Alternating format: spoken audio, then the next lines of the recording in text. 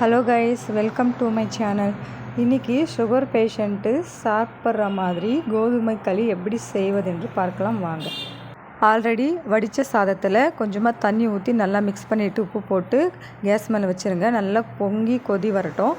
கொதி வந்த உடனே 3 கப்பு கோதுமை மாவு அதில் ஆட் பண்ண உடனே நல்லா மிக்ஸ் பண்ணணும். உங்களுக்கு பதம் பார்த்துக்குங்க. இன்னும் கொஞ்சம் மாவு வேணும்னாலும் ஆட் பண்ணிக்கோங்க. ஆட் பண்ணிவிட்டு நல்லா மிக்ஸ் பண்ணிக்கோங்க. மிக்ஸ் பண்ணிட்டு ஒரு 5 மினிட்ஸ் மிக்ஸ் பண்ணாவே போதும். திரும்ப கீழே இறக்கி வச்சுட்டு நல்லா மிக்ஸ் பண்ணிக்கோங்க. மிக்ஸ் பண்ணிவிட்டு நீங்கள் வழக்கம் போல் எப்படி நீங்கள் அதை உருண்டை பண்ணுவீங்களோ அந்த பாத்திரத்தில் அதை உருண்டை பண்ணிவிட்டு சுகர் பேஷண்ட்டுக்கு சரி, நார்மலாக இருக்கிற நம்மளும் சாப்பிட்லாம். இது கூட கத்திரிக்காய் கடைஞ்சல் ரொம்ப டேஸ்ட்டாக இருக்கும். அப்படி இல்லைன்னா சிக்கன் குழம்பு, மட்டன் குழம்பு, எந்த குழம்பு வச்சு சாப்பிட்டாலும் செம்மையாக இருக்குங்க. இதை ட்ரை பண்ணி பாருங்கள். ரொம்ப சாஃப்டாகவும் இருக்கும். ட்ரை பண்ணி பார்த்துட்டு எப்படி இருந்துச்சு என்று கமெண்ட் பண்ணுங்கள் கைஸ்.